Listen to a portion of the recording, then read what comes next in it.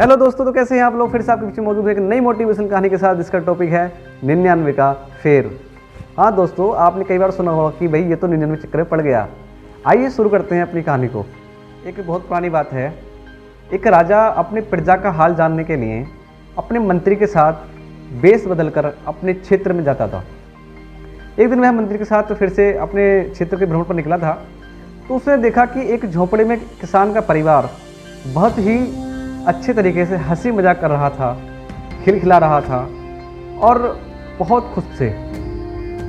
अब राजा ने मंत्री से कहा कि मंत्री, यह किसान का परिवार इतना क्यों हंस रहा है, इतना खुश क्यों है। ना ही तो इसके पास पक्का मकान है और ना ही इसके कपड़े अच्छे हैं और ना ही इसके पास कुछ करने के लिए साधन है, ये फिर भी इतना मुस्कुरा रहा है, इतना खुश है। और मेरे पास इतना बड़ा महल है, घोड़ा गाड़ी है, इतने सुंदर कपड़े हैं, परंतु फिर भी मेरा परिवार इतना दुखी क्यों रहता है, मेरा परिवार इतना उदास क्यों रहता है। इनके पास तो खाने के लिए अच्छा भोजन भी नहीं है और हमारे यहाँ तो तरह तरह के पकवान बनाए जाते हैं। तो मंत्री ने राजा से कहा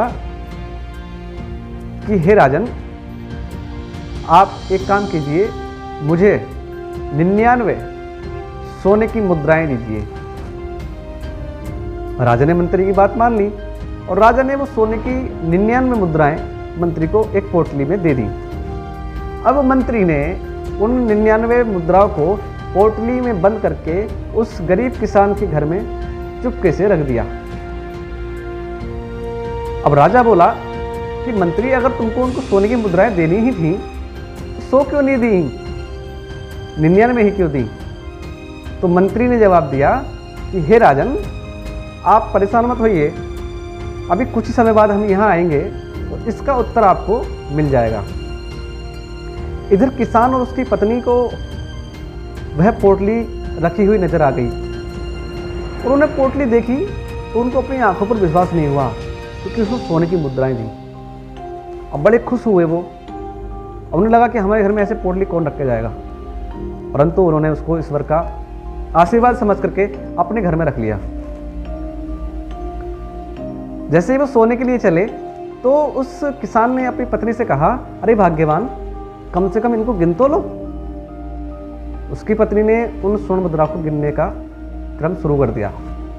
जैसे ही उसने वो स्वर्ण मुद्राएं गिनी तो पता चला कि वो तो 99 है।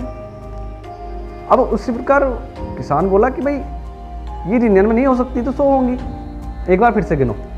उसने उसको जो है फिर से गिना, परंतु वो थी 99। अब उसने एक बार गिना, 2 बार गिना, 3 बार गिना, 4 बार गिना, परंतु उसमें मुद्राएं 99 ही निकली। अब किसान और उसकी पत्नी के मन में एक विचार आया, क्यों ना हम इन मुद्राओं को 100 कर लें, और जब हमारे पास 100 सोने की मुद्राएं हो जाएंगी तब हम इनको ठीक रूप से किसी काम में लेंगे, तभी हम इनका उपयोग करेंगे। इस तरह से किसान और उसका परिवार उन स्वर्ण मुद्राओं को 100 स्वर्ण मुद्राएं पूरी करने में लग गया और पहले से ज़्यादा मेहनत करने लगा, और जो खर्चा करता था उससे ही वो जो है बचत करने लगा।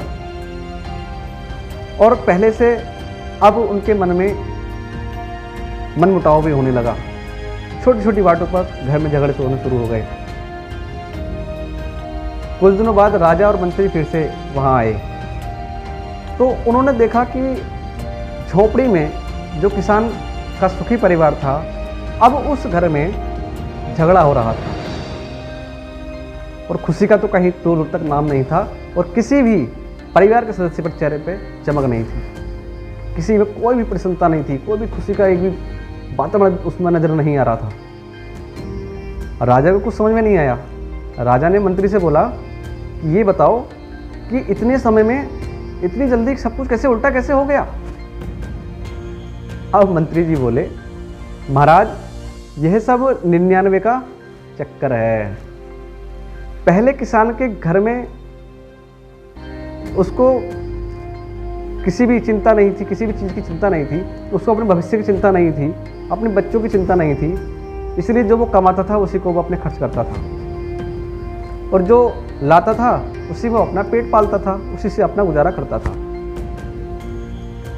अब उसे पहले जोड़ने की कोई चिंता नहीं थी, परंतु अब जब उसको 99 मुद्राएं मिल गई तो उसको 100 मुद्राएं पूरी करने के लिए उसके मन में विचार आ गया कि क्यों ना हम इसको 100 कर लें। इसलिए उस किसान का जो परिवार था वह उस 100वें स्वर्ण मुद्रा बनाने के लिए प्रयास में लग गया और वह अब पहले से ज़्यादा परेशान होने लगा। हाँ दोस्तों, हम भी कभी कभी देखते हैं कि जिसके पास साइकिल है वह मोटरसाइकिल लेने का प्रयास करता है, और जिसके पास मोटरसाइकिल है वह कार लेने का प्रयास करता है, और जिसके पास कार है वो बड़ी कार लेने का प्रयास करता है। तो हम भी कहीं ना कहीं इस 99 के फेरे में फंसे रहते हैं। इस 99 के फेरे में फंसने के बाद हम अपना जीवन का सुख चैन सब कुछ खत्म कर देते हैं, सब कुछ भूल जाते हैं, हम अपने परिवार की खुशियाँ भूल जाते हैं केवल इस 99 के चक्कर में। हाँ दोस्तों, तो आपको मेरी कहानी पसंद आई होगी, तो मैं आपसे अपेक्षा करता हूँ कि आप मेरी इस कहानी को लाइक करें, कमेंट करें, शेयर करें और मेरे चैनल को सब्सक्राइब करना ना भूलें। धन्यवाद।